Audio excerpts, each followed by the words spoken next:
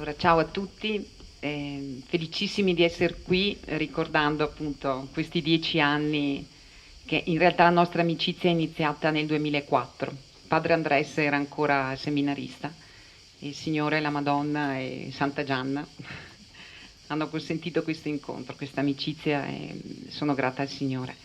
E noi siamo arrivati, forse ci avete visto, mercoledì, mi ha subito colpito, e ve lo dico subito perché poi rischio di dimenticarmelo, la vostra bellezza. Ecco, probabilmente voi non ve ne rendete conto, parlo ai giovani proprio.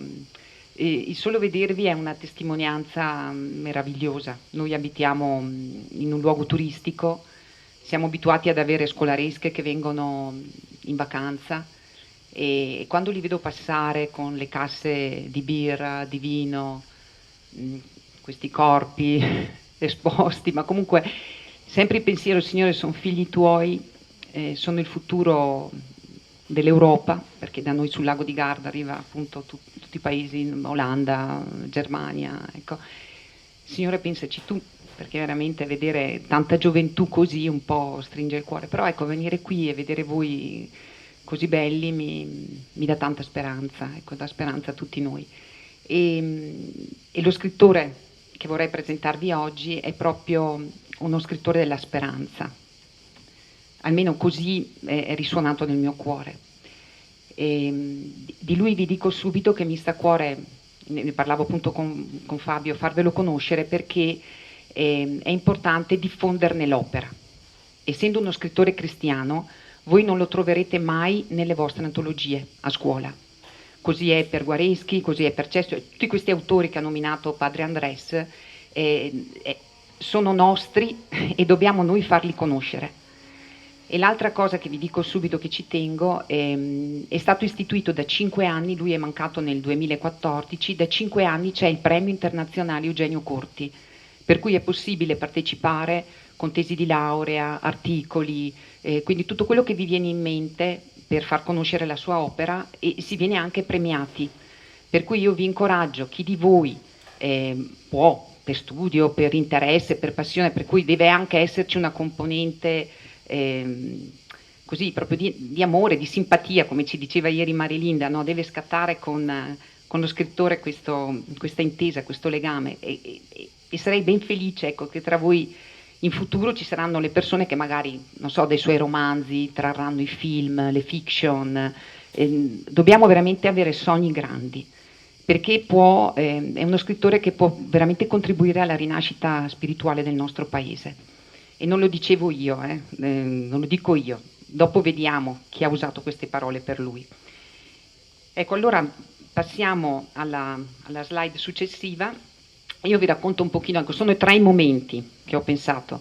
Un po' i libri che mi hanno appassionata, la vita e poi questo tema dell'amicizia e dell'amore, perché l'ho sentito un tema che potrebbe essere molto vicino, ecco, immediatamente spendibile, perché in realtà lo scrittore, guardate, è enorme, cioè si può avvicinare dal punto di vista storico, dal punto di vista militare, dal punto di vista della strategia, la bellezza stilistica, cioè veramente lo possiamo studiare da vari punti di vista. Ieri parlando ad esempio della purezza, basterebbe raccogliere dai suoi libri le pagine che lui dedica a questo tema e abbiamo un trattato sulla purezza, ecco, per dire, è infinito il lavoro che si può fare con questo scrittore.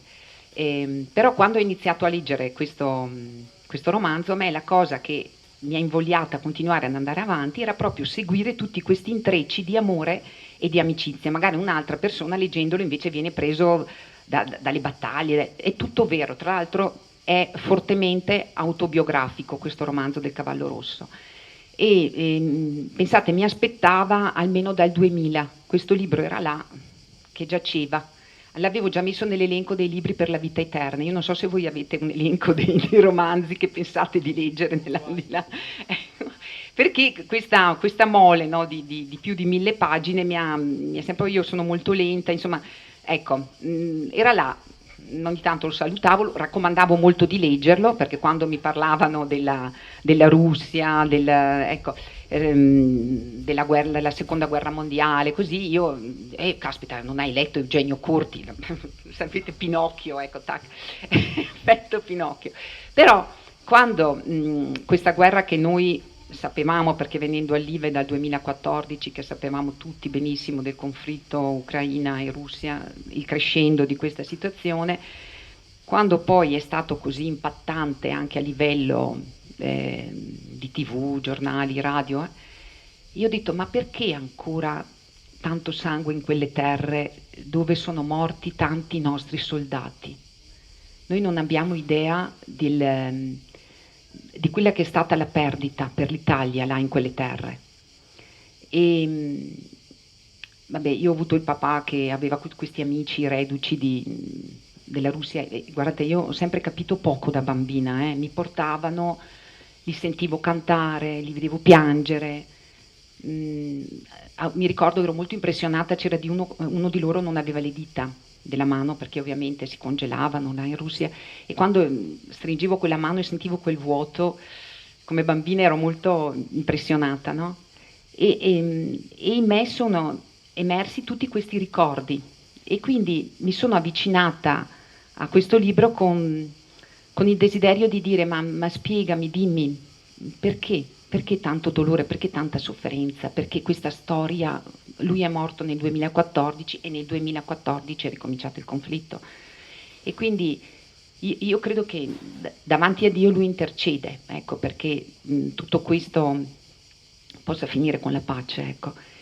E quindi ho iniziato a leggere. Lui stesso dice che superate le prime 50 pagine, uno il libro non riesce più a lasciarlo.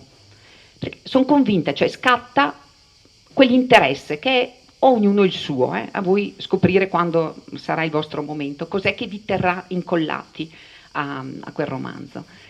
E subito vi ho messo vicino la sua foto, vedete, perché in internet, se voi scrivete Eugenio Corti scrittore, trovate un sacco di materiali, video, perché magari leggere non tutti ecco, ce l'hanno nelle corde, però si può veramente ascoltare tanto di lui, addirittura lui, tutte le interviste che ha avuto, ecco, i convegni a cui ha partecipato e quindi proprio sentirlo in presa diretta.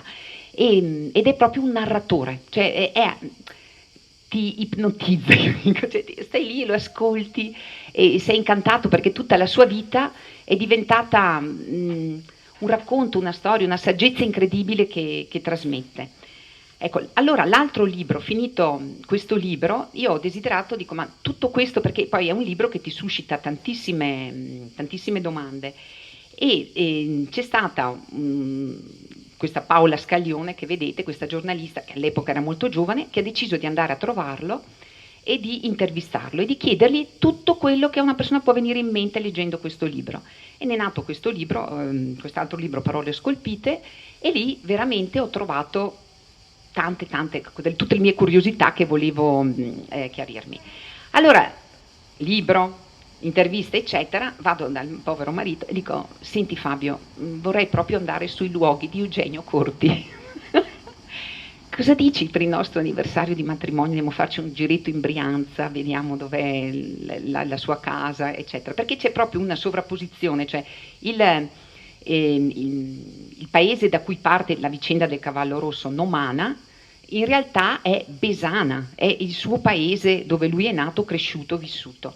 E quindi poi vi facciamo vedere tutto. Allora, con Fabio partiamo, andiamo a Besana, vediamo i vari luoghi, arriviamo a Villa Corti, dove lui è vissuto. E come sempre si ripete questa magia che mio marito non ha paura di niente, lui arriva e suona il campanello.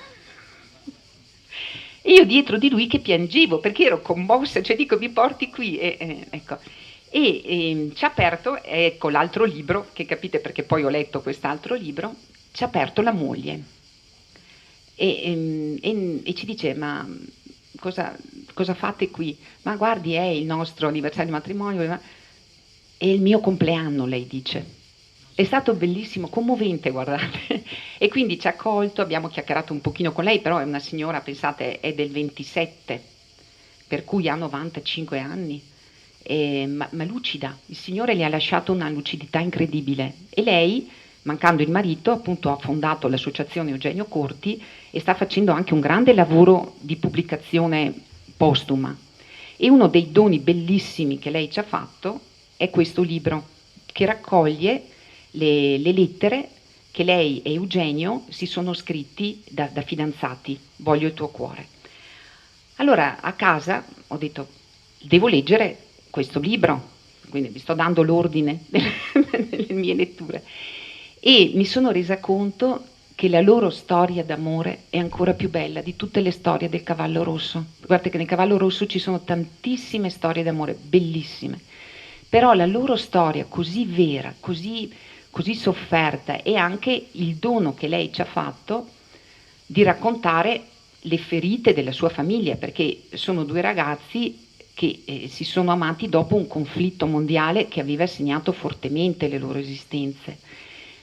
E nel libro, ecco, in queste lettere, che Eugenio raccomandava tanto a lei di leggere i libri che lui aveva già pubblicato, perché appena tornato dal fronte russo, lui ha elaborato tutti quelli che erano gli eventi che aveva vissuto, doveva farlo questo lavoro anche per un punto di vista, io dico anche di salute sua mentale, perché è terribile quello che ha visto là.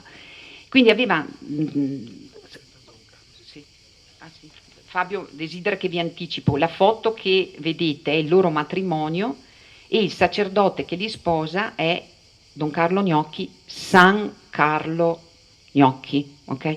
Perché viveva lì a Besana, lui non è nato lì, Don Carlo Gnocchi, però andava in quel paese già dall'età di 2 anni perché la mamma aveva parenti e via dicendo, quindi poi sono rimasti lì, e Don Carlo Gnocchi cappellano degli Alpini in Russia, per cui c'è stato anche questo legame tra Eugenio, ecco, Eugenio non era degli Alpini, era degli artiglieri.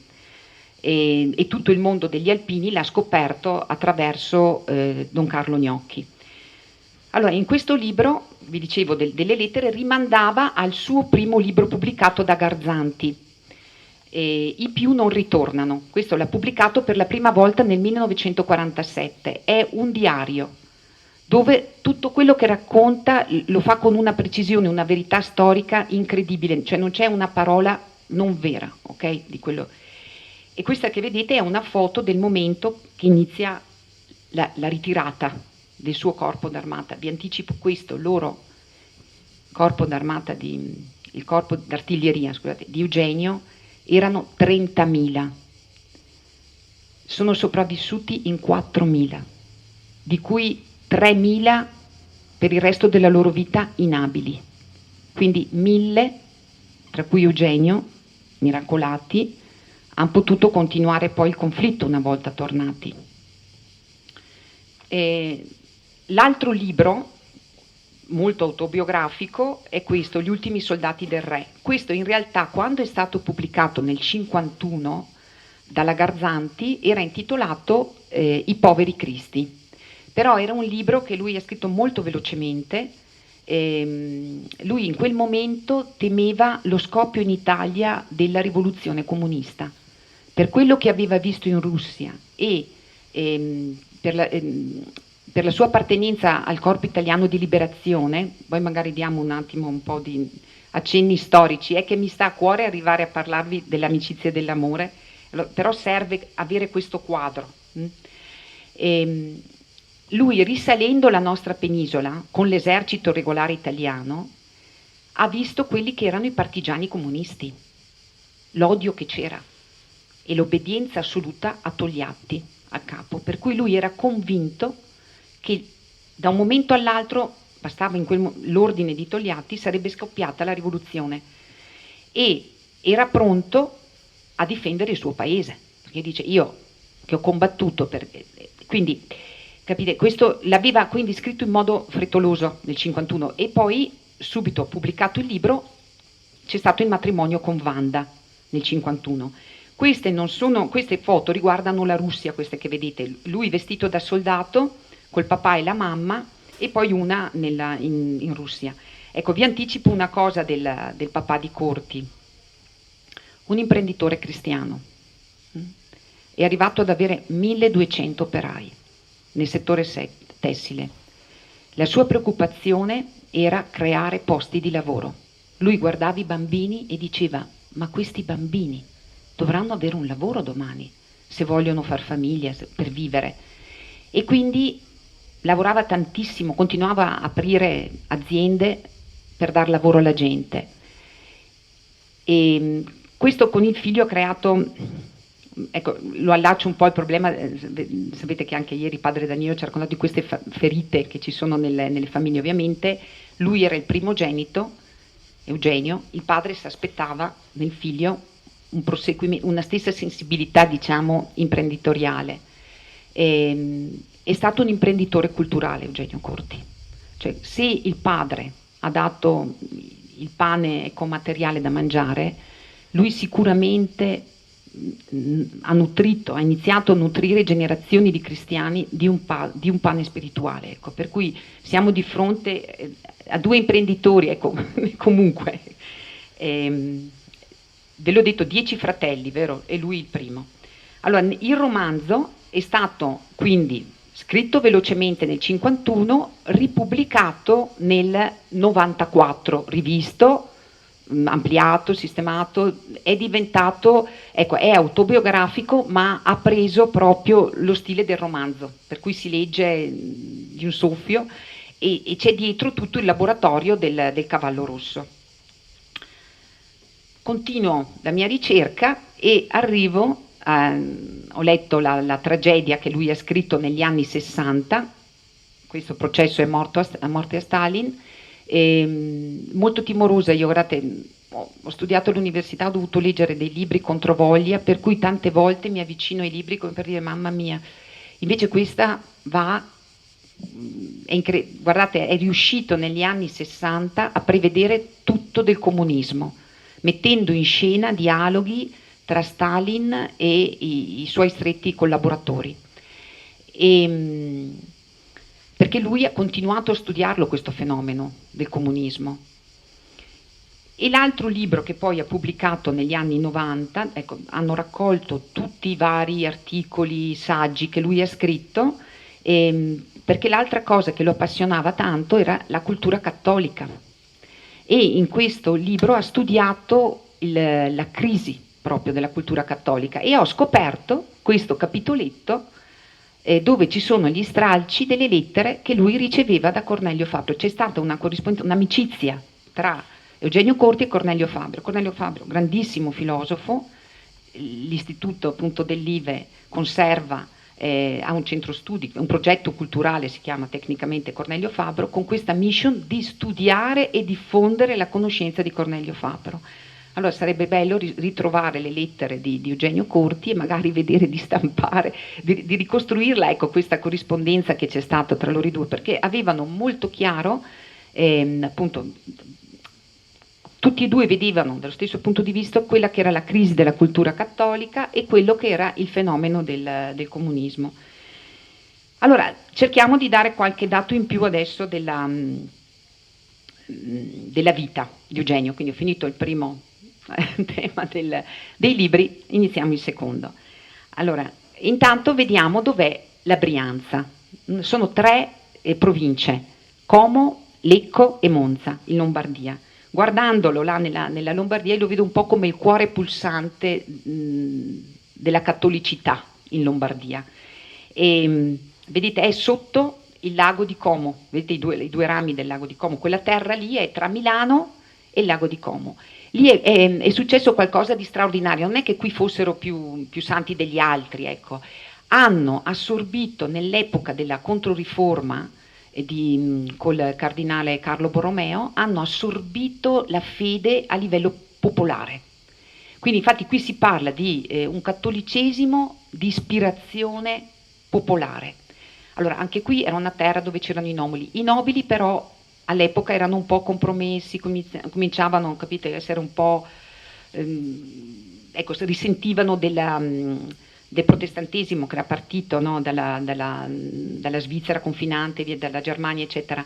Invece a livello popolare c'è stato proprio un fiorire della fede e mentre i nobili si ritiravano, che iniziavano ad avere sempre meno la ricchezza nello sfruttamento della terra, questi operai che avevano imparato il lavoro appunto in campo tessile, dell'artigianato e via dicendo, molto bravi anche gli scalpelli, appunto a lavorare la pietra, comunque hanno iniziato ad aprire queste aziende e via dicendo, però di fatto ci si è trovati un tessuto popolare completamente cristiano, sia che uno fosse solo operaio, imprenditore, però avevano questo che li univa fortemente. Ecco, vicino c'è anche la foto della sua tomba, dove hanno pubblicato, ecco, questa poesia che gli ha dedicato la moglie, ha deciso di mettere sulla tomba di Eugenio, questa poesia di Alessandro Rivali, che adesso sta curando, è un editor lui, e sta curando tutti i suoi libri postumi.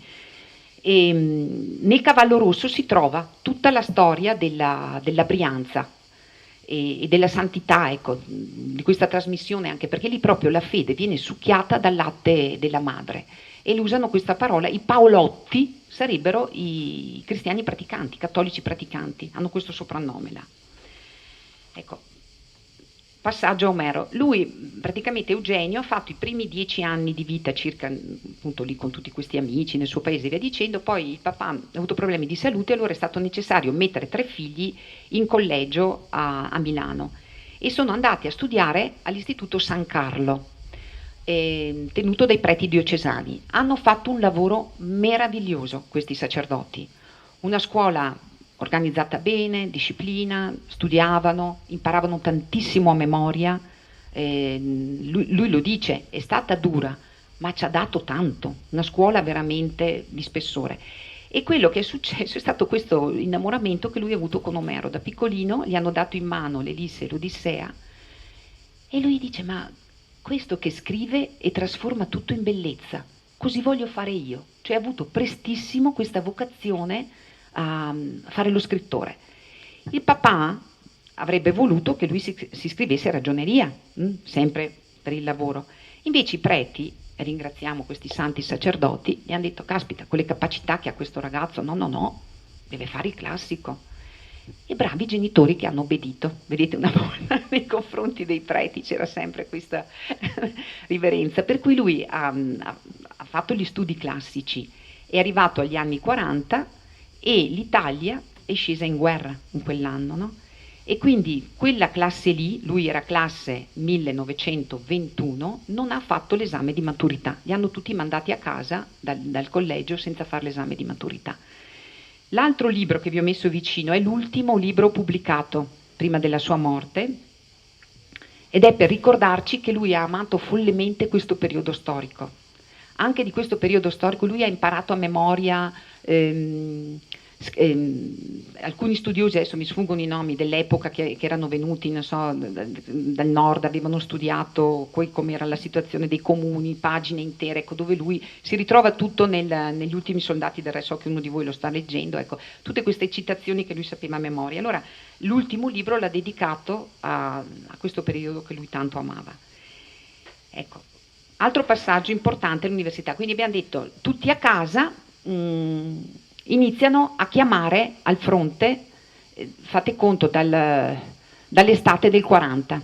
I giovani della sua classe, 1921, iniziano a essere chiamati e preparati per andare a combattere. Quelli che si iscrivono all'università li chiamano successivamente. Allora lui era iscritto a giurisprudenza all'Università Cattolica di Milano. Il papà suo ci teneva tantissimo. Il papà aveva detto tutti i maschi devono laurearsi e tutte le femmine devono almeno diplomarsi. Quindi lui inizia giurisprudenza. Nel Cavallo Rosso ci sono tutti i ricordi di come, pensate, questo che veniva da un collegio tutto maschile, come loro di giurisprudenza facevano le fughe nelle zone di lettere per vedere le ragazze, tutto molto divertente, ma sano, tutto molto sano, cioè vedi com'è un ragazzo cristiano, come vive la sua virilità, come è affascinato dalla femminilità, ma con una purezza incredibile. E lui dice sempre che questo suo essere all'Università Cattolica è stato importante per 3 motivi. Ha potuto sentire le lezioni di Monsignor Olgiati, filosofo che senz'altro conoscerete nell'istituto, ha incontrato un importante critico teatrale dell'epoca che aveva lì all'università iniziato la cattedra sulla storia del teatro in Italia, che è Mario Pollonio, e soprattutto lì ha conosciuto sua moglie, ma l'ha conosciuta Wanda nel 47, perché che cosa è accaduto? Lui ha frequentato solo un trimestre lì all'Università Cattolica, poi nel 41 è stato chiamato. Anche qui mi piace dirvi, avrebbe potuto benissimo imboscarsi. Tanti l'hanno fatto a quell'epoca, non volevano andare a combattere, trovavano il modo per imbrogliare le carte. Ecco. Lui invece ha avuto chiaro che aveva un importante appuntamento con la storia, perché lui come cristiano aveva iniziato ad interessarsi al comunismo in Russia e quindi ha iniziato a pregare dicendo io ho l'occasione di andare là, di vedere con i miei occhi che cos'è il comunismo e quindi è importante che io entri nell'esercito e che riesca ad andare là per vedere com'è effettivamente là il comunismo in Russia. Quindi nel 41 lui inizia il corso ufficiali e prega, c'è tutto nel Cavallo Rosso, tutto quello che leggiamo è vero, no? In questi ragazzi, sia Michele Tentori sia Ambrogio sono i protagonisti, pregano per poter andare sul fronte russo e fanno di tutto e riescono ad andare nel 42, vengono destinati al fronte russo. E vediamo un attimo la successiva, ecco, possiamo passare alla successiva. Hanno questo primo momento di avanzamento nel fronte perché il nostro il duce diciamo in Italia era convinto che ormai la Germania c'era la guerra, per cui aveva fatto un calcolo molto sciocco, no? Ma sì, combattiamo qualche mese, diamo il nostro sacrificio di vite umane, così poi ci sediamo al tavolo e facciamo le divisioni. L'Italia è entrata in guerra completamente impreparata, non c'erano avevano ancora le armi della prima guerra mondiale. Noi diciamo, c'è da noi dove vivo io, perché tanti delle nostre zone sono andati a combattere in Russia, li hanno mandati in Russia con le scarpe di cartone. Non erano attrezzati, capite? Nemmeno come abiti, come vestiti, è terribile quello che è successo. Quindi in un primo momento avanzavano. I russi giustamente, i bolscevichi, hanno atteso l'inverno, come sempre è stato nella storia, con Napoleone, cioè i vari che hanno tentato di invadere, a un certo punto arriva l'inverno russo e sei finito. Quando è stato dicembre del 42, quindi erano avanzati fino al Don, è iniziata la controffensiva russa e si sono create varie sacche perché le divisioni erano enormi, le divisioni da parte russa. Lui in questo viaggio, qui vedete, questo è un santuario della Brianza a cui la sua famiglia era devota. Quando è iniziata questa ritirata, e per loro è significato, per la maggior parte di loro, tornare a piedi, perché li hanno lasciati senza benzina, cioè il comando italiano è andato totalmente in tilt, non è stato in grado di organizzare la ritirata, dipendevano dal comando tedesco nazista, ma lui i nazisti aveva imparato a conoscerli. I nazisti non erano fascisti con un'altra divisa, perché gli italiani hanno questa caratteristica di essere molto superficiali, cioè almeno leggendo questi libri si ha l'impressione di un popolo che prende un po' tutto così alla leggera, un po' tutto, ecco, un po' tutto diventa barzelletta. Nazismo è un'ideologia e lui ha detto nazismo e comunismo, due facce della stessa medaglia. Per cui la bestialità dell'uno e dell'altro, quello che hanno visto sul fronte i nostri soldati, fa paura, come venivano trattati i prigionieri, cioè terribile, ok? Quindi quando inizia la ritirata e si rendono conto che sono totalmente allo sbando, lui nella notte del Natale del 42 fa un voto alla Madonna, alla sua Madonnina. Ognuno di voi dove vive avrà un santuario vicino a cui è devoto, per cui quella diventa la Madonnina del suo cuore. Quindi lui si raccomanda alla Madonna del Bosco e fa questa promessa che se fosse sopravvissuto, tornato a casa, avrebbe dedicato tutta la sua vita a quel versetto del Padre Nostro, venga il tuo regno. Quindi si sarebbe messo totalmente a disposizione del regno di Dio.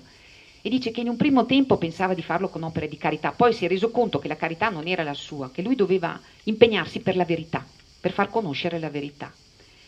Quindi torniamo al Cavallo Rosso. finiamo un attimo gli eventi, lui riesce a tornare, aveva visto, ve lo anticipo, quando lui era passato aveva visto tutta la situazione anche della Polonia, quindi come cristiano si era commosso tantissimo, addirittura aveva scritto a casa a suo padre che lui rinunciava al suo stipendio di soldato e chiedeva al padre di mandarlo in Vaticano perché il Vaticano aiutasse gli ebrei e i polacchi, perché lui, vedendo come venivano trattati, cioè si era accorto appunto della gravità dei danni che produceva il nazismo. Ecco, quindi lui riesce a sopravvivere appunto alla ritirata, si ristabilisce e, come vi ho detto prima, si unisce al Corpo Italiano di Liberazione, quindi all'esercito regolare, perché l'Italia si è trovata, dopo l'8 settembre del 43, l'armistizio, l'Italia si è trovata spaccata in due, la parte occupata dai tedeschi, la parte che occupata dagli alleati. Lui ha raggiunto la parte degli alleati perché lui ha detto: non mi fregano i nazisti, io li conosco, ho visto come agiscono là in Russia, perché i nazisti avevano chiesto agli italiani una resa, avevano chiesto che andassero gli ufficiali militari a consegnare le armi, però immediatamente appena i nostri soldati hanno consegnato le armi li hanno arrestati, o andavi nei lager in Germania o iniziavi a collaborare con i tedeschi, perché c'è stata appunto la Repubblica Sociale a Salò, eccetera. Sono tutte cose che a scuola o comunque in questi libri di Corti trovate la verità di questi fatti, quello che davvero è successo, che magari a scuola non ci raccontano.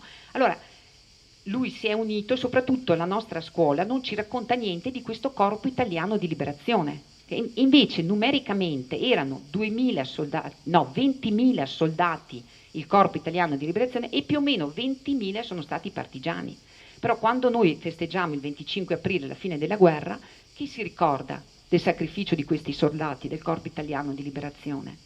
Siamo sempre qui a riempirci la bocca dei partigiani, perché i partigiani rispondono a un progetto ideologico e sono tutte cose che Eugenio Corti smaschera. Allora, vi ho raccontato già prima, lui ha fatto tutta la risalita della nostra penisola seguendo l'esercito alleato, pensate che con i soldati anglo-americani c'erano i polacchi, non dobbiamo dimenticare il sacrificio che hanno fatto i soldati polacchi per l'Italia. Sto uscendo un attimo dal tema. Noi eravamo stati anni fa a Monte Cassino e abbiamo visto un cimitero di polacchi là, perché sapete che c'era la linea a Monte Cassino, sono tutte cose che studierete comunque a scuola, lì sono morti tantissimi soldati perché non si riusciva a sfondare ed avanzare. Lì c'è un cimitero dove dei soldati polacchi c'è scritto: il corpo all'Italia, il cuore alla patria, l'anima a Dio. E quando i nazisti, cioè la Polonia, se vi ricordate, prima ha avuto l'avanzata dei nazisti, poi ha avuto l'avanzata dei bolscevichi, quindi è stata completamente occupata dai comunisti, hanno deportato tutti i militari e gli ufficiali ed erano nei lager, terribili i lager sovietici. Stalin per un certo periodo ha ordinato che addirittura non si desse da mangiare, la gente moriva di fame. Ci sono stati episodi anche di cannibalismo, perché pensate, quando uno sta per morire di fame cosa succede? A un certo punto, e i polacchi ritengono che sia stato un miracolo della Madonna di Czestochowa, Stalin ha trattato con gli anglo-americani e in cambio di armi ha concesso la liberazione di numerosi soldati polacchi. Questi si sono immediatamente col generale Anders, vero Fabio? Anders, si sono organizzati in una divisione e si sono affiancati con i soldati anglo-americani e nella loro testa, pensate, l'idea era che risalita l'Italia si sarebbe continuato a combattere e si sarebbe andato a liberare anche la Polonia dal comunismo. Hanno calcolato che sono caduti per ogni polacco almeno 7, per ogni polacco sopravvissuto a questa risalita dell'Italia 7 ne sono caduti, quindi noi dobbiamo tantissimo ai polacchi. Io dai polacchi ho imparato un'altra cosa meravigliosa. Mi hanno detto che ogni cattolico ha 2 patrie, la sua e l'Italia. Guardate che, cioè, dicono di quelle cose i polacchi ti sciolgono. Infatti Eugenio Corti vedeva nei polacchi gli eredi della cristianità proprio, i continuatori di quella che è la nostra fede, e poi l'abbiamo visto, insomma abbiamo visto il Papa, eccetera, eccetera.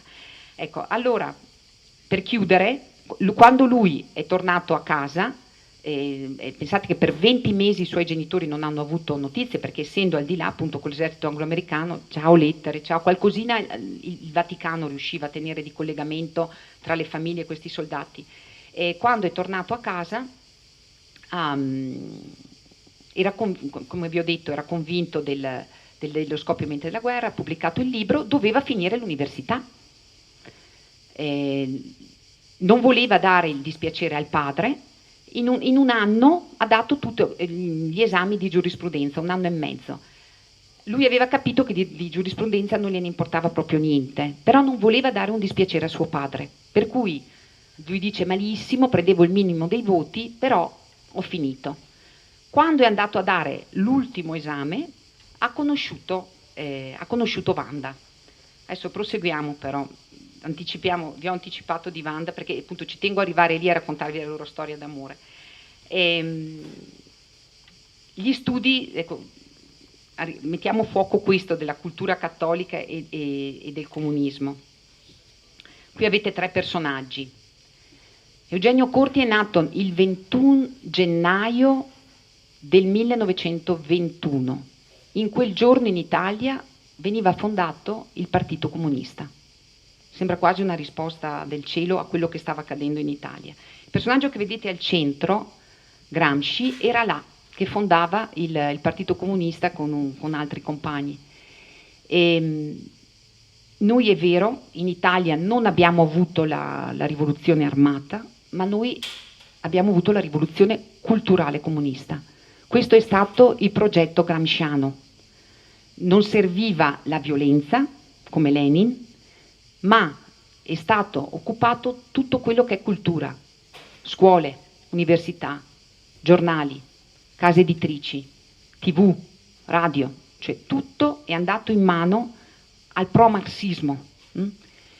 E Eugenio Corti è stato un isolato in questo contesto culturale, perché lui continuava a studiare il comunismo e continuava a denunciare il male del comunismo. Facciamo tanto chiasso per 6 milioni, con tutto il rispetto e con tutto il dispiacere, lui diceva, di morti ebrei con il nazismo, ma i milioni di morti del comunismo. Lui era arrivato in quegli anni 60 a stimarne già 150 milioni. Possibile che nessuno ne parli? Possibile che la TV, la radio, la stampa... Qui c'era una cortina, in tutti i sensi, non passavano. Lui le notizie le sapeva dai dissidenti russi in Francia, perché lui parlava molto bene francese, Eugenio Corti, si vede anche nel libro Il cavallo rosso. Allora lui ha studiato, dice, ma perché questa simpatia, questo guardare dei cristiani così con simpatia al comunismo? E ha individuato la causa in questi 2 personaggi, Maritain e Mounier. Io vi dico solo questo, Maritain era un ateo rivoluzionario, si è convertito, cattolico, eccetera, ha scritto libri buoni, ma ha scritto libri che hanno indotto una confusione terribile. Eugenio Corti dice sempre, meglio non li avesse mai scritti libri del genere.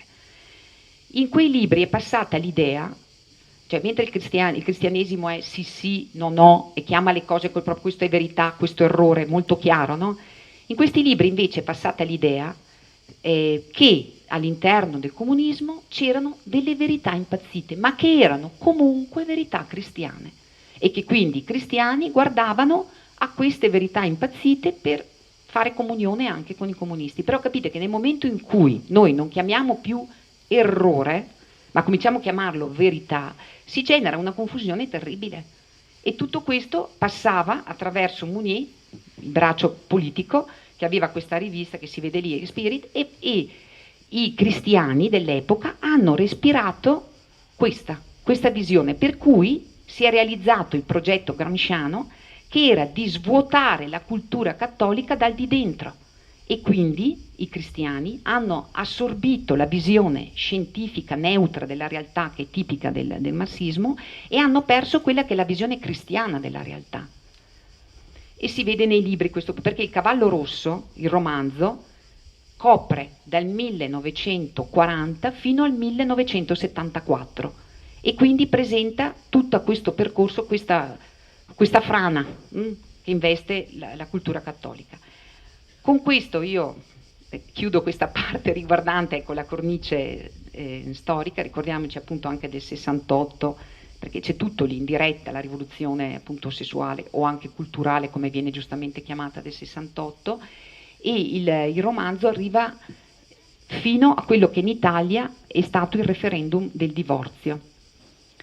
E si chiude prima il libro, prima che si sappia il voto, come va a finire. Si vede però tutta la battaglia che fanno là in Brianza all'epoca del referendum.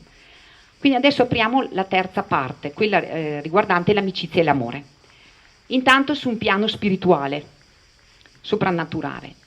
L'amicizia, questa testimonianza di fede, sarebbe l'amicizia che, l'amore intanto che ha avuto fortissimo per la Madonna Eugenio Corti e per il suo angelo custode, una grandissima devozione all'angelo custode. Allora pensavo di leggere, di chiedere a Fabio di leggere qualche stralcio dai suoi libri, così magari familiarizziamo un pochino. Allora, i primi 2 libri che lui ha pubblicato hanno la dedica alla Madonna. Allora, nel 1947 Garzanti aveva accettato questo, non l'avevano letto, gli avevano detto sì, il tuo è un libro molto cattolico, però ci sta bene, lo pubblichiamo. Nel 1951 quando si è trattato di pubblicare I poveri cristi, però già dagli anni 60, siccome era tutto in mano alla cultura di sinistra, non volevano più pubblicarli i libri e gli chiedevano, per poterlo fare, di togliere le dediche che lui in prima pagina scrive alla Madonna, e lì lui non c'è stato. Cioè è mia madre, è come se mi chiedessero di negare mia madre. Allora leggiamo queste dediche alla Madonna, prima dei più i più non ritornano, il primo libro. Sente qui? Sì. Offro queste pagine alla Madonna di mia gente, la Madonna del Bosco, per le mani di mia madre. Siano anzitutto preghiera per coloro che con me divisero il pane, con me combatterono e soffrirono, con me dolorosissimamente sperarono e infine rimasero senza vita sulle interminabili strade della steppa. Poi dedica gli ultimi soldati del re.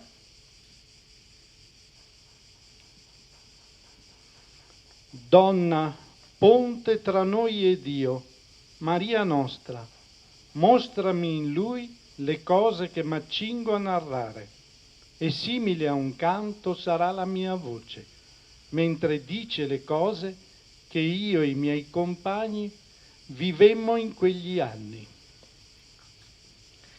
Vorrei aggiungere una cosa: quando era là sul fronte russo, nel periodo di pace, non dell'avanzata, ecco, questo lo dico per i nostri amici dell'Ucraina, lui si era molto interessato alla storia, perché lui aveva memoria che lì 10 anni prima c'era stata questa carestia fortissima, e quindi aveva iniziato con un traduttore a intervistare i contadini che incontrava.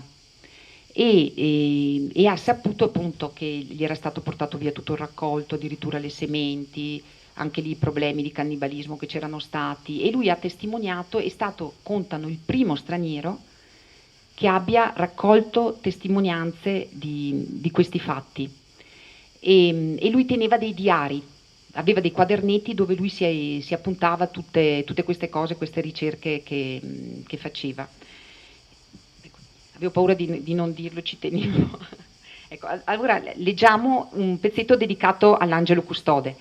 Lo ritroviamo spesso nei suoi libri citato, se lo sentiva sempre accanto, là sul fronte russo, quando fa tutta la risalita dell'Italia. Quando lo intervista Paola Scaglione, gli chiede: ma raccontaci, spiegaci cos'è questa amicizia che tu avevi con l'angelo custode in questi momenti. Allora leggiamo questo tratto dove lui in diretta ci spiega che cos'era per lui l'angelo custode.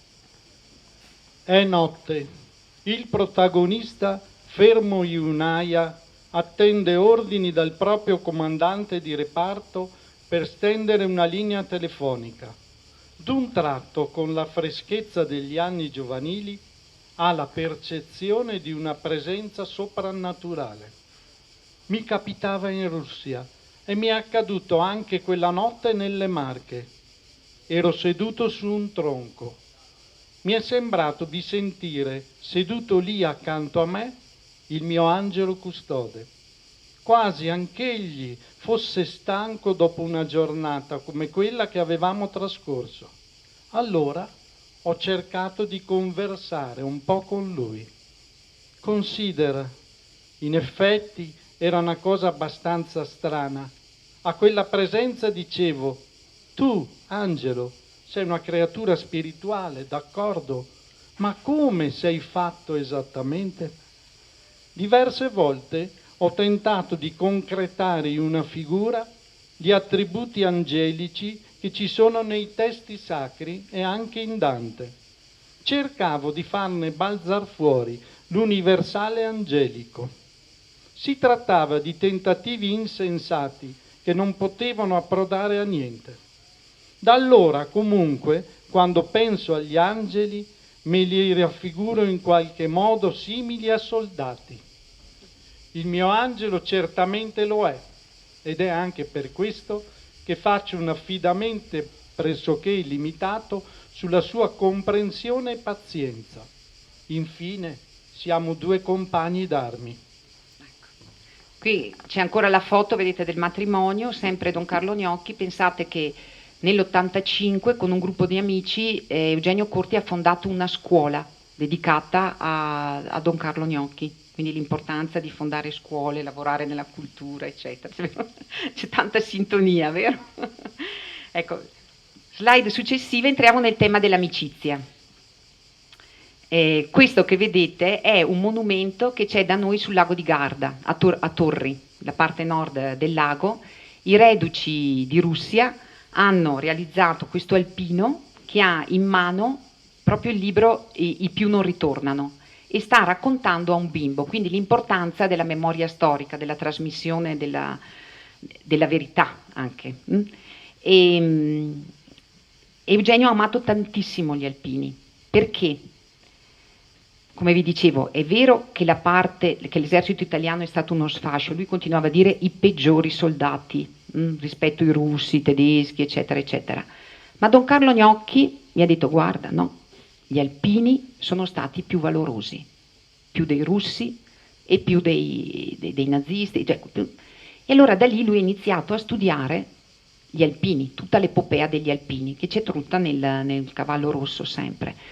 Questi soldati avevano le stesse provenienze, paesi, così, e quindi erano molto uniti tra di loro nel combattimento, perché un po' che erano amici, un po' che erano fratelli, parenti, eccetera, e soprattutto avevano uno spirito di sacrificio enorme.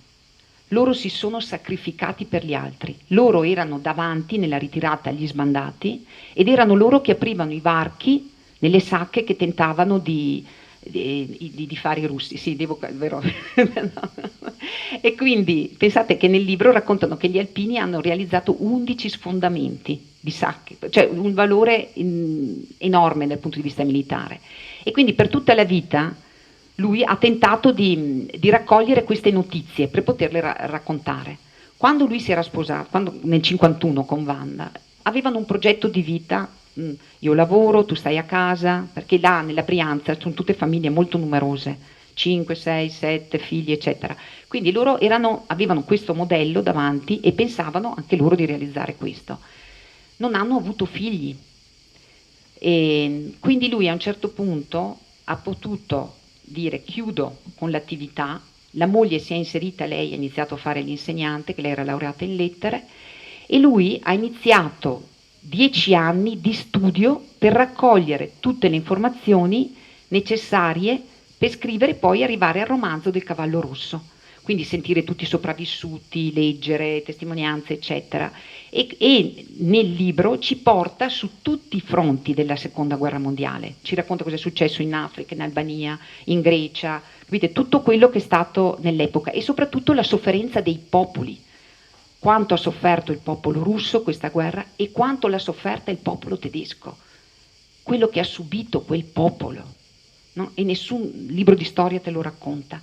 Allora, quando era soldato, lui era sottufficiale e si prendeva molto a cuore ovviamente i soldati che gli venivano affidati, spesso li riuniva, faceva dei momenti di formazione come facciamo noi, no? Oltre a farli pregare, dove c'era corti si pregava il rosario tutti i giorni.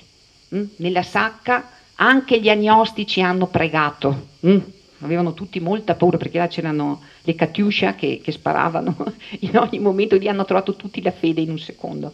Ecco, e quindi pregavano e lui stesso dice: la nostra casetta non è mai stata colpita. E lui dice: io questo lo attribuisco alla Madonna, quel rosario che noi pregavamo tutti i giorni. E quindi lui ha voluto rendere questo omaggio agli alpini. Come amicizia io vi porterei la testimonianza di due compagni d'arme, Zorzi e Francescoli. Allora Zorzi era con lui in Russia, un veneto di Soave, lo dico ai nostri amici, e mi sono resa conto, nel romanzo è Bon Saver, per chi ha letto il romanzo Il Cavallo Rosso, mi sono resa conto di questa, lui e Zorzi e Antonini hanno deciso, quando hanno visto tutte le violenze, ecco, dei nazisti sul popolo, hanno detto: ma noi andiamo a chiedere perdono al vescovo di quello che sta succedendo. Quindi hanno cercato il vescovo del luogo dove erano e li ha ricevuti. Allora loro nel loro latino di studenti, perché pensate, gente di 20 anni, vero? In Polonia, sono andati dal vescovo e a chiedergli perdono, dire: guardi che noi siamo fascisti, ma le assicuriamo che il fascismo non è così in Italia, cioè, ci tenevano ad essere distinti dai nazisti. E il vescovo ha iniziato a parlare un brillante italiano, ha detto: vi ringrazio, sapevo benissimo che gli italiani, perché ovviamente aveva studiato in Italia, e quindi riporta questi episodi. Quindi con Zorzi erano veramente in comunione di spirito, avevano la stessa sensibilità. E Zorzi ha fatto un atto di generosità enorme. Quando sono stati sul fronte, a un certo punto, sempre nella ritirata, li dividevano in plotoni in base a chi, appunto, armato o non armato. Loro erano armati, però erano appena tornati da una perlustrazione, il comandante li voleva mettere a riposo e Zorzi invece ha fatto un passo avanti e ha voluto unirsi a quelli che continuavano a combattere. E racconta sempre che mentre l'ha visto allontanarsi si è girato per salutarlo e gli ha come chiesto scusa per quel gesto di generosità che lui compiva, come gli chiedeva scusa che gli stava dando una lezione di generosità, ecco, di altruismo molto grande. Allora nel libro Gli ultimi soldati del re gli dedica un ricordo, perché poi ovviamente di lui non ha più avuto notizie e non è più tornato dal fronte Zorzi. Vorrei che queste mie poche inadeguate parole siano un canto in ricordo di lui, il migliore fra quanti uomini ho incontrato nei duri anni della guerra. Lui che era d'animo semplice e profondo nei pensieri, amatissimo dai suoi soldati, e inoltre molto coraggioso, come si conviene ad un uomo vero. A lungo ho seguitato a sperare che tu fossi vivo e ancora la tua voce risuonasse in qualche minima parte di quelle terre sconfinate, e silenziosamente t'aspettavo. Intanto la neve si sarà sciolta, i tuoi panni avranno persa la rigidità del ghiaccio e sarai rimasto disteso nel fango nelle dolci giornate della primavera. E immersi nel fango e nella putredine, la tua fronte e i tuoi occhi erano sempre rivolti in alto. Avevo fatto un voto perché tu tornassi, l'avremmo sciolto insieme, ma tu non sei tornato. Mi ritroverò ugualmente, io credo, a parlare con te in molti momenti di questa povera vita. È così sottile il velo che separa questa vita dalla tua. Cammineremo ancora insieme, come camminavamo insieme fianco a fianco sui sentieri della steppa nei giorni dell'estate. Pendeva nel sole, ricordi?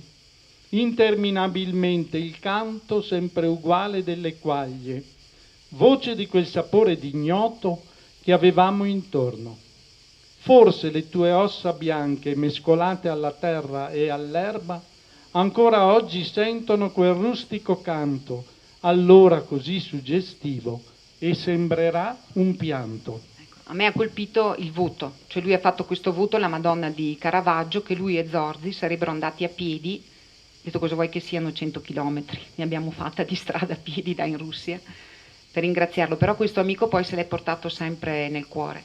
E l'altro amico, leggiamo un'altra citazione dagli ultimi soldati del re, ecco, non è che ha solo amici che sono morti, vero? Perché anche, giusto per questi, perché mi hanno commosso questi episodi così, per dire un altro reduce, Mario Bellini, che anche quello pubblicato è diventato suo testimone di nozze, lui è stato testimone a lui, per cui ha coltivato, aveva tantissimi amici, Eugenio Corti. La casa dei Corti era sempre aperta, uno suonava ed entravano, quindi accoglievano tutti. Ma queste due figure mi hanno colpito perché Francescoli, che sta morendo, la preoccupazione di Eugenio è di salvare l'anima del suo amico. Ascoltiamo la lettura. C'era lì, nel corridoio, il nuovo cappellano del reggimento, padre Picchi, un giovane frate francescano, col viso rotondo da recluta. L'ho presi in disparte. Non l'hai ancora confessato, vero? Non ancora. Cosa aspetti? Con quel soffio di voce che gli è rimasto, Francescoli sarà contento di confessarsi. Rimasi alquanto sopra pensiero. Senti, frate, dissi, io gli sono amico, conosco dunque il mondo dei suoi pensieri e dei suoi sentimenti. Adesso te ne faccio un quadro, così ti sarà più facile capirlo, con quel soffio di voce che gli è rimasto. Il cappellano mi guardava meravigliato. Mi credi bestialmente ignorante nelle cose di religione, eh? Perché non mi conosci? Invece sono un mezzo frate anch'io. Allora saprai che Dio non è un burocrate, il quale, per favore, lasci perdere la burocrazia, dissi. Lui sta per uscire dal tempo, per balzare da queste mura qui nell'eternità. E tu mi parli di burocrazia. Quello che conta è che esca dal tempo unito a Dio. Dopo la sua morte sarà l'unica cosa che conterà. Non è così forse? Sì, è così, ammise padre Picchi. Nel successivo ciclo d'operazioni si sarebbe dimostrato un cappellano efficiente e avrebbe anche avuto una gamba troncata al ginocchio, ma in quel momento sembrava proprio una recluta. Gli feci, senza perdere altro tempo, un quadro dell'anima del moribondo. Certo, era una cosa abbastanza strana, ma l'unica che ancora potevo per lui.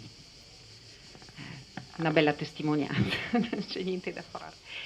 Dai, e arriviamo all'amore. Ok, abbiamo parlato dell'amicizia e così magari questo tema risveglia gli animi. Allora, vedete, sopra Wanda, quel primo piano è Wanda, la moglie. Sopra c'è una Margherita, perché quando lui era tornato dal fronte russo nel 1943, ha partecipato a un incontro della FUCI, là a Europa. Sapete che ieri abbiamo sentito parlare appunto di Pier Giorgio, il santuario di Europa, eccetera. Quindi gli universitari italiani cristiani si erano uniti là e lui era andato, però faceva molta fatica perché appunto aveva tutto questi morti dentro, questo dolore da rielaborare, faceva fatica a seguire e gli sembrava che tutto fosse molto astratto. E come qui alle nostre giornate, oltre ai grandi dell'università, c'erano i giovani, come abbiamo noi i nostri junior.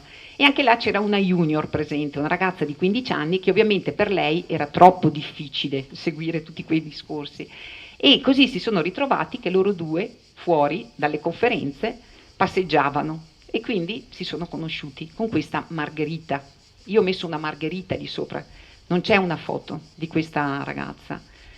E lui è rimasto molto colpito proprio dalla bellezza, dall'innocenza di questa ragazza e se l'è portata dentro questa immagine di donna, di femminilità che gli aveva fatto bene in quel momento.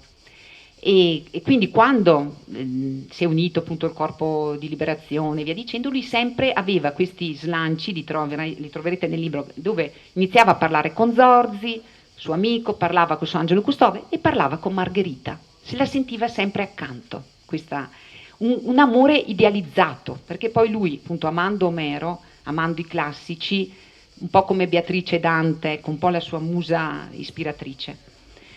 Quando è finita la guerra, nel 1945, hanno iniziato ad accompagnare a casa questi soldati che avevano combattuto nel Corpo Italiano di Liberazione, e lui si è trovato appunto la fortuna di poter andare a accompagnare in Piemonte alcuni soldati, e quindi si è organizzato per passare da lei. Quindi già mi immagino questa, che dopo 2 anni si vede sulla porta questo ragazzo, bellissimo, comunque vestito da soldato e tutto, però lui ne è uscito col cuore a pezzi, cioè lui ha parlato con lei, però si è reso conto che quella donna che lui aveva trasfigurato nella realtà era una ragazza di 17 anni, cioè lui si era creato tutto un mondo interiore di lei e quel mondo interiore non corrispondeva, e quindi aveva tutto questo dolore, ecco, dentro, che si sentiva, era preoccupatissimo per la situazione dell'Italia, preoccupato per questa rivoluzione comunista che stava, e in più vedeva che il suo amore era andato in frantumi, ecco, aveva questo grande dispiacere. E ha continuato però a cercare questo ideale, perché lui amava la donna del 200, del 300, cioè queste donne, queste madonnine che noi vediamo, no, del medievali, così lui cercava sempre quel tipo di bellezza, però come cristiano aveva molto chiaro che quello che conta è l'interiorità. Per lui aveva bisogno di partire anche da questo aspetto. Allora all'Università Cattolica, quando, come vi raccontavo, si reca per l'ultimo esame, vede sui gradini che andavano appunto verso la cappella dell'università, che non ci sono più adesso, non c'è neanche più questa cappella dedicata a San Francesco, e vede questa ragazza che tenta di ripassare un esame, che tenta di... arriva una sua amica, deve venderle delle tesine, insomma via dicendo, e lui si è fiondato, cioè proprio dentro, ha come sentito che quella, ormai era un uomo, vero? Perché nel 47, cioè loro hanno 6 anni di differenza, lei era una bambina, tanto è vero che nelle lettere subito la chiama bimba, perché lei ha 20 anni all'epoca. Rapito da questa bellezza, da queste trecce che io ho visto in questi giorni in qualcuna di voi, questo tipo di trecce che iniziano da qui e scendono lunghe, ecco, si avvicina e inizia a parlarle, e lei a sua volta però ha un amore idealizzato dentro, perché succede, no? Quella è la fascia d'età in cui uno idealizza, ecco. Pensate che nel libro dell'intervista di Paola Scaglione non viene raccontato niente della famiglia di Wanda. Noi della sofferenza di Wanda sappiamo tutto dalle lettere, ma l'abbiamo scoperto, le lettere le hanno pubblicate nel 2017, per cui da pochi anni lei è stata generosissima, ci ha proprio offerto tutto di Eugenio. Eugenio l'ha aiutata tanto. Lei aveva il padre in carcere in quel momento, perché il padre era prefetto qui, Chieti mi pare, sì, comunque qui in centro Italia, ed era stato accusato di collaborazionismo con i nazisti. Non era vero, però tutto quello che era di questo tipo all'epoca ti ammazzavano, insomma facevano presto, ecco. Lui è stato 6 anni in carcere ed è uscito solo perché c'è stato un armistizio, quindi c'è stata una grazia speciale, perché tendenzialmente tendevano ai processi a fare queste condanne per condannare il fascismo, eccetera.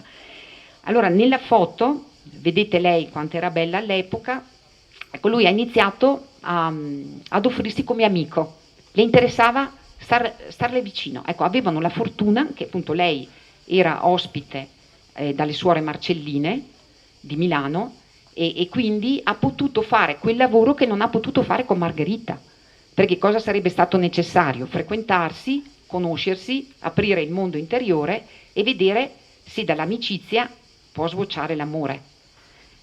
Con Wanda questo si è reso possibile, lui ha iniziato ad andare a prenderla in collegio, fare delle passeggiate con lei e chiedere soprattutto di scrivere. Per lui era importantissimo che lei scrivesse lettere.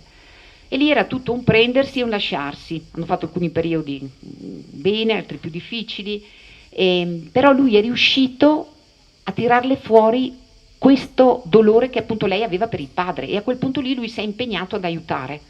E ha continuato anche quando lei aveva i suoi alti e bassi, perché lui, quando era un uomo di parola, si era preso un impegno, aveva iniziato a scrivere al padre di lei e voleva fare in modo, insomma, di aiutarla, di alleggerirla in questo suo dolore così giovane. Se magari leggiamo la prima lettera che lui le scrive, perché lui ovviamente, le suore facevano barriera all'epoca, tu suonavi sì noi dobbiamo sempre calarci indietro come mentalità, no? All'epoca. Non è che tu suoni in un collegio femminile e le suore, ma prego, venga avanti, le vado a chiamare la ragazza come c'è oggi. No, cioè, prima di far entrare un uomo lo doveva sapere la famiglia di lei, avere l'autorizzazione della madre, capite? Era tutto un altro mondo, un'altra epoca. E lui sì, sto sforando un pochino, ma dai, adesso ci ricomponiamo. Leggiamo questa prima lettera che lui mi ha scritta, la prima quando l'ha vista a luglio. Lei l'ha ignorata perché lei aveva già questo amore segreto dentro, questo ragazzo che appunto era legata perché la famiglia di lui aveva aiutato il papà appena era stato arrestato, eccetera.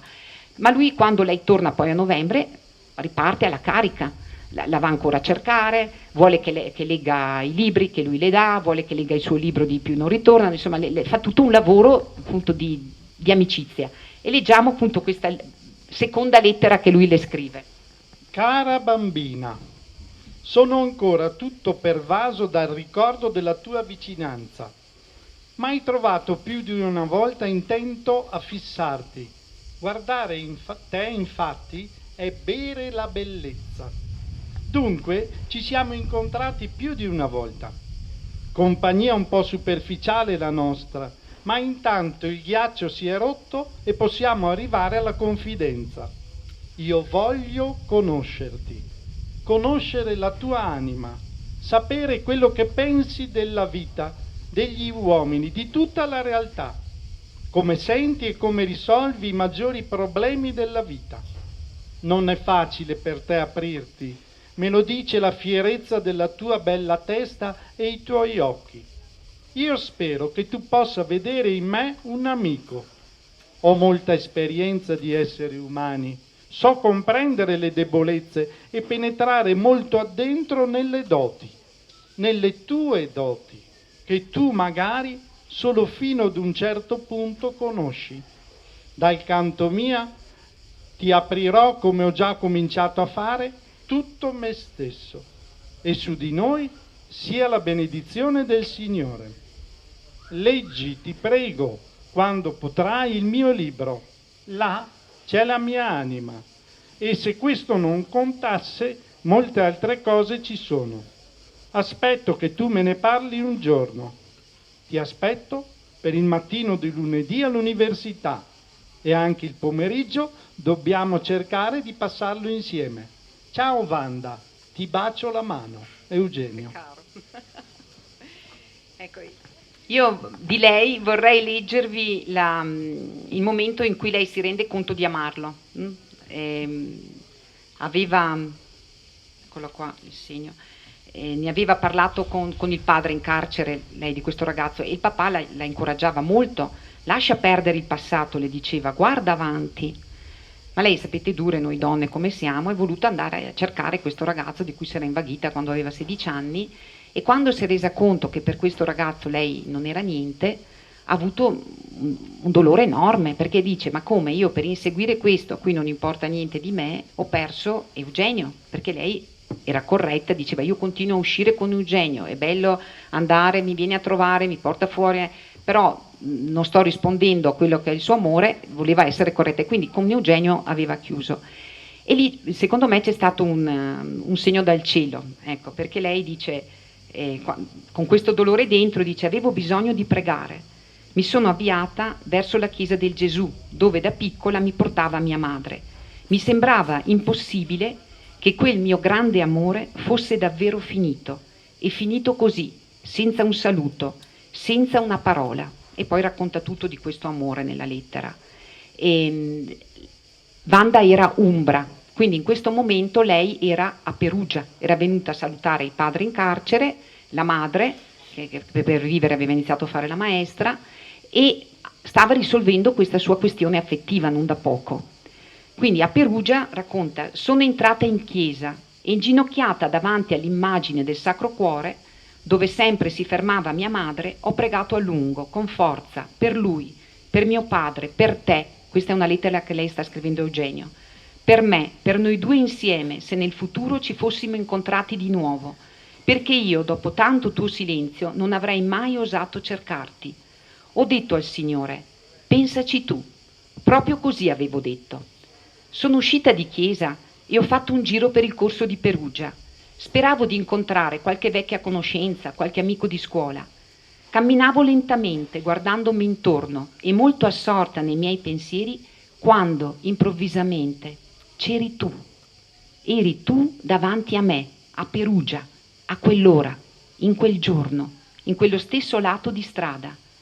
Ma cosa facevi a Perugia, a spasso per il corso, con padre Ruffino e il tuo amico di Assisi? È possibile che il Signore abbia risposto così presto alla mia preghiera?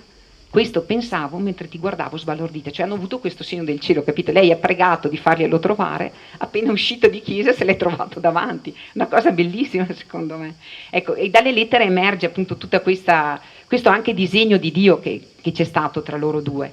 Ed Eugenio lo dice sempre, nella foto che lui, l'opera che ha fatto la deve a Wanda, cioè la bellezza di Wanda l'ha continuamente ispirato, perché per lui era importante raccontare sì la verità, ma doveva essere raccontata in modo bello.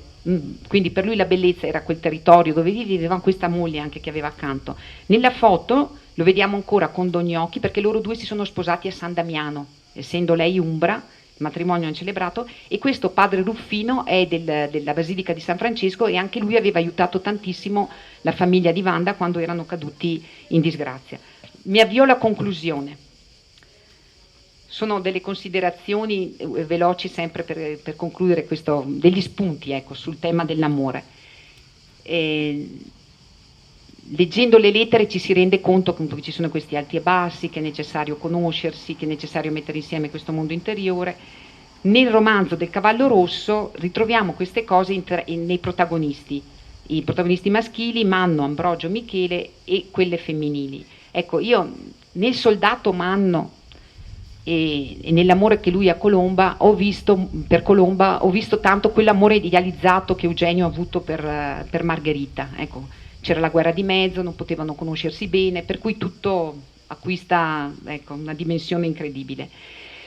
Merita una riflessione in più l'amore di Ambrogio e Fanny. Ecco, loro due vengono presi perché lei gli fa da infermiera, hanno un attimo di tenerezza, però non fanno questo lavoro di mettere insieme il mondo interiore. Lui un paolotto, cristiano, praticante, però non parla mai con questa ragazza fino in fondo dei temi, proprio di avere la stessa visione. Lei veniva invece dalla città, figlia unica, le donne, come le chiama Eugenio Corti, radical chic, cioè sapete, tutte moderne, via dicendo. Si sposano e mantengono comunque fedeltà a questo sì che pronunciano davanti a Dio, ma con grande sofferenza, perché quando non c'è questa condivisione del mondo interiore si è destinati a soffrire. E poi c'è il bellissimo amore di Michele e Alma. Guardate, è un amore che fa volare nel romanzo, però anche lì lo scrittore è stato con i piedi per terra. Eugenio Corti diceva che noi non nasciamo per essere felici ma per essere provati, che allora io traduco in un modo più morbido: siamo destinati alla felicità possibile qui sulla terra, ecco, che non è qui possibile avere quella assoluta del cielo. Tanto è vero che il romanzo si conclude in cielo. L'ultima pagina del romanzo ci parla del cielo, dove arriva l'anima e dove incontra tanti altri del romanzo che sono già in cielo. Anche le figure peggiori del romanzo sono in cielo, ed è specificato che sono lì per le preghiere di Don Mario, per cui ci dice anche tutta l'importanza di pregare, come chiede sempre la Madonna, per i poveri peccatori, perché le preghiere portano in cielo le anime. E come vi dicevo, nel romanzo, oltre a tutto il racconto del rifiuto, della tragedia di Stalin, che non viene boicottata perché appunto in questo clima favorevole al marxismo non è possibile per Michele, che è lo scrittore, avere la rappresentazione della tragedia, viene anche raccontato tutto l'impegno di Michele e Alma di Ambrogio e dei loro figli, dei figli di Ambrogio, nel referendum per il divorzio. Però il romanzo si ferma, non ci dice qual è il risultato, perché per Eugenio Corti quella è stata la svolta epocale per il nostro paese, con quel referendum. È come se ci dicessi: guarda che tu che leggi il romanzo entri in quella cabina e sarà la tua vita a dare il voto, Mm? Contro il divorzio, sarai tu a dare la tua testimonianza in questo caso, no? È proprio un impegno che ci chiede nei confronti dell'amore umano. E guardate, vi faccio gli ultimi due, sono solo libri, a chi interessa, questi sono libri che lui ha scritto, che sono come dei, sempre piccole, lui ci tiene molto, ecco, portarci all'interno delle storie, affronta queste storie che possono sempre aiutarci per elaborare eventi storici importanti, e gli ultimi, vedete, sono libri postumi. Scusate che sono stata un po' lunga, vi chiedo veramente scusa.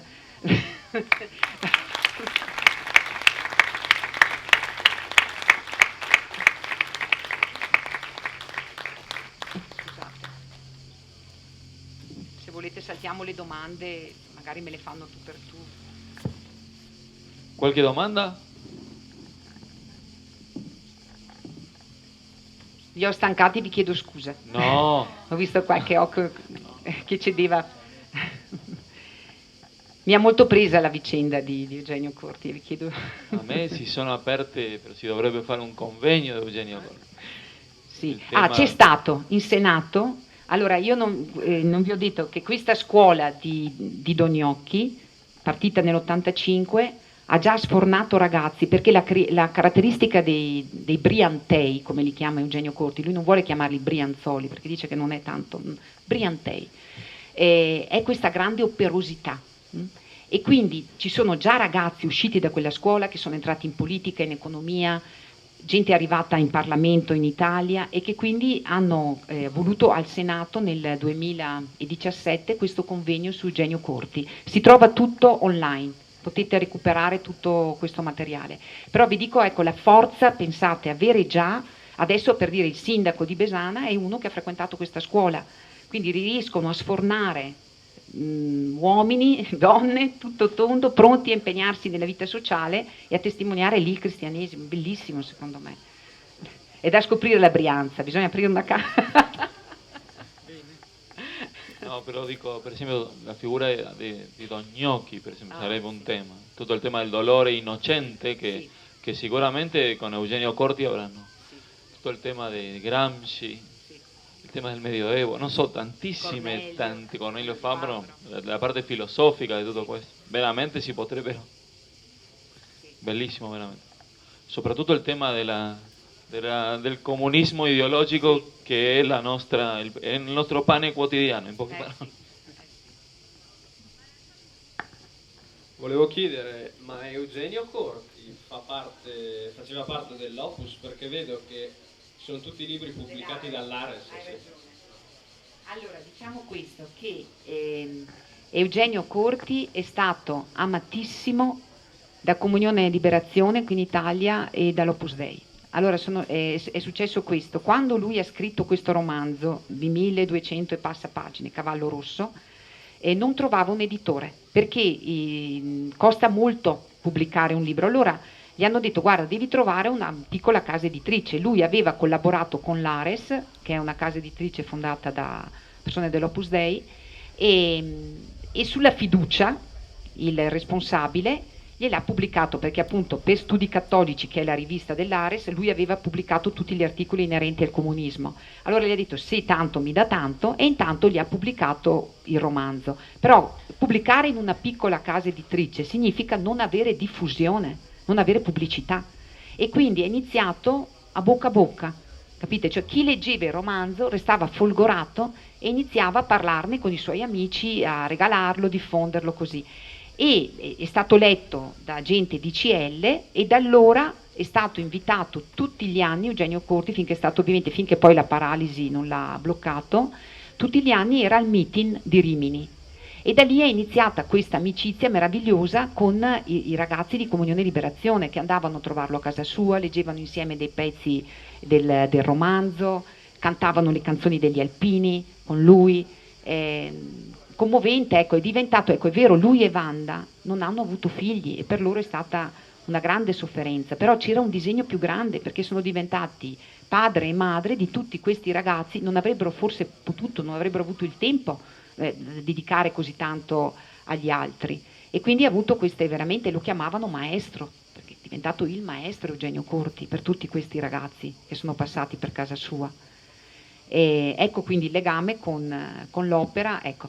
Pensate che anche dalla Brianza viene il fondatore di Comunione e Liberazione. Monsignor Giussani è nato in Brianza.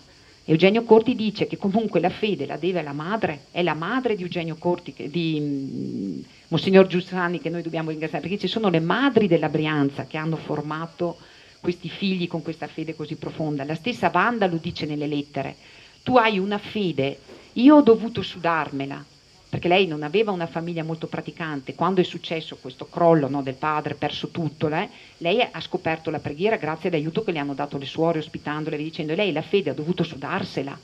Eugenio Corti dice: tu ce l'hai da quando sei nato. Quindi pensate che fortuna anche, no? Poter dire, no, avere questa trasmissione diretta dai genitori, e soprattutto queste madri, cioè tutta la loro vita, ogni spazio della loro vita illuminato dalla luce della fede in queste terre. Cioè c'era un ritmo di preghiera, e lui l'ha detto: io ho voluto raccontare questo nel Cavallo Rosso perché noi dobbiamo avere la consapevolezza che è possibile una vita cristiana piena in tutti gli ambiti della vita quotidiana, perché